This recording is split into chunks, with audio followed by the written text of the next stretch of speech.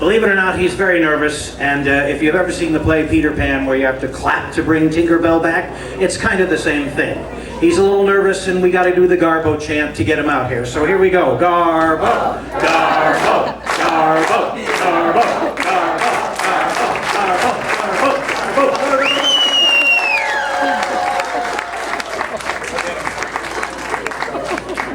Tall and tan and young and lovely, the boy from Ipanema is lovely, and when he walks, when he talks, they go on. She says, "What are you looking for?" I said, "Well, I'm looking for something that would make people really, really jealous," I said, because I'm going to go to Ipanema someday.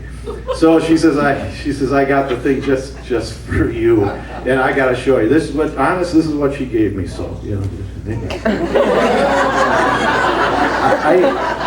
Okay, can you get that on the camera there? You got it. So, I actually, I wore that on the beach, and any of that stuff. So then they bring in the doctor, Dr. Vinny Boombat. It's a HMO program, and I know there are doctors here in Asia. There's nothing wrong with that stuff. They bought that. Anyway, the doctor starts to interview me. He says, "You're a little heavy." I said, "Compared to what?" And he said, "Well, we have a wall chart here of what every American should be at a certain height. And basically at your height, you need to lose some weight." I said, "Well, how much weight?" He says, "Do you know the Olsen twins?" I said, "Yeah." He says, "You need to lose one of those." I said, "Which one? Kate? What's the other one's name?" Ashley. Kate or Ashley? Which one? It doesn't matter, just lose one of them. So, he asked me, he says, when you shave and you cut yourself, he says, does gravy come out? I said, "No." And he said, "Have you ever thought of becoming a vegan?" Any vegans in the audience? I really respect the vegans. That's terrific. I'm Armenian, and we have to have meat 5 times a day. It's true. We put meat on our popcorn. That's how much we eat. If it doesn't have a face, we don't eat it. That's part of the deal.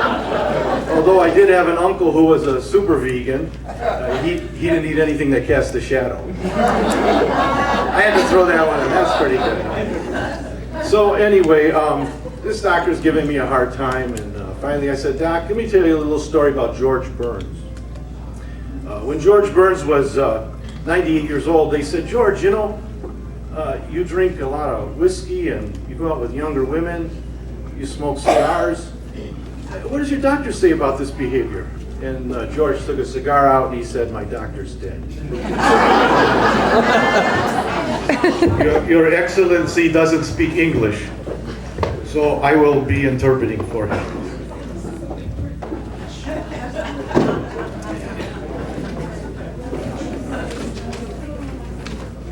We will be asking the United States press to ask us some questions. So is there someone from the press that would like to ask the first question? Yes, identify yourself. I'm Mike Bennett from the Chicago Tribune.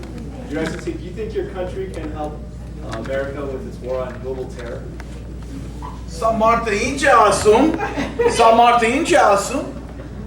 First, he'd like to tell a joke.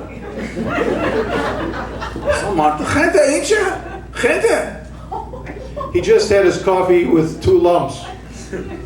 Aha. His wife and her mother. This is his sister-in-law. This is his sister-in-law. I'm sorry for the interruption. She's not really very upset. The president will now answer the question. What I want to do is I want to do a joke improv. You throw out a word and I'll come up with a joke. And just Quasimodo. Quasimodo. Quasimodo. My favorite. Okay, Quasimodo. Well, this Quasimodo was the hunchback of Notre Dame, and his job was to ring the bell on the 7th floor of the tower on the Notre Dame campus. And it had to be rung every hour so the students would know when to go. And he was doing it for a long time, and one day the rope broke. And Quasimodo's thinking, I gotta ring this bell, so he takes his head and starts hitting the bell on the hour. Well, after 3 hours of this, he gets kind of dizzy and he falls 7 floors down, boom, right on the concrete and dies. Students all gather around, they go, who is this guy? Who is this guy? And the Monsignor comes along and he says, I don't know who he is, but his face rings a bell.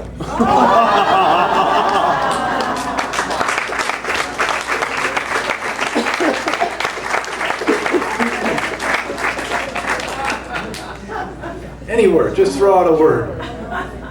Dentist. Dentist, okay. A parrot. So this lady's coming by a pet shop and there's a parrot standing there.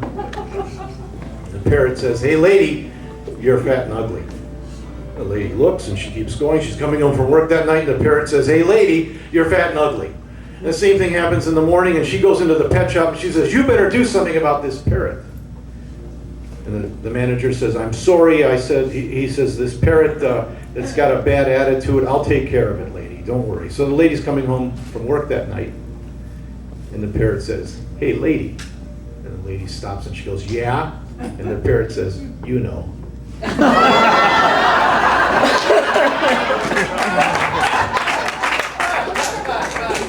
So a dental joke. A lady comes in and says, what can you do about my husband's brown teeth?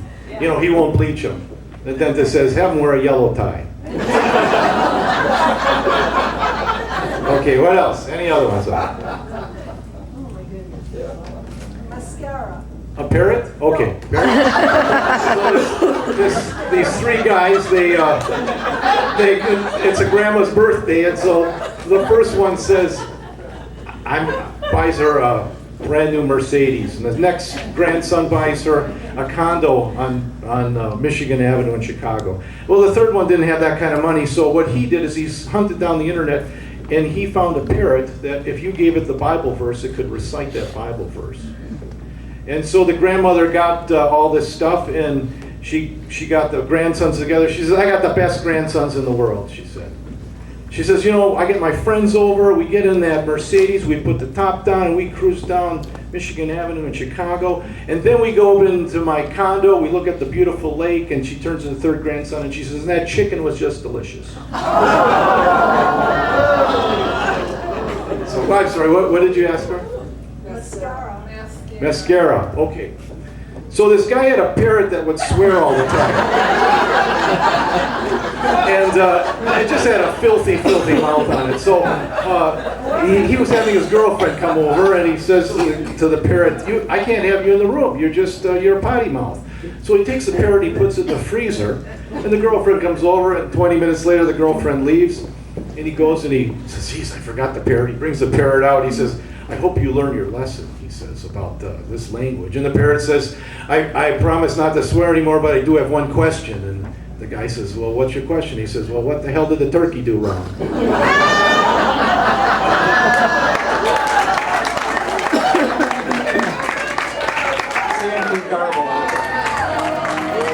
When she walks, she's like a samba that swings so cool and sways so gentle that when she passes, each one she passes goes, ooh.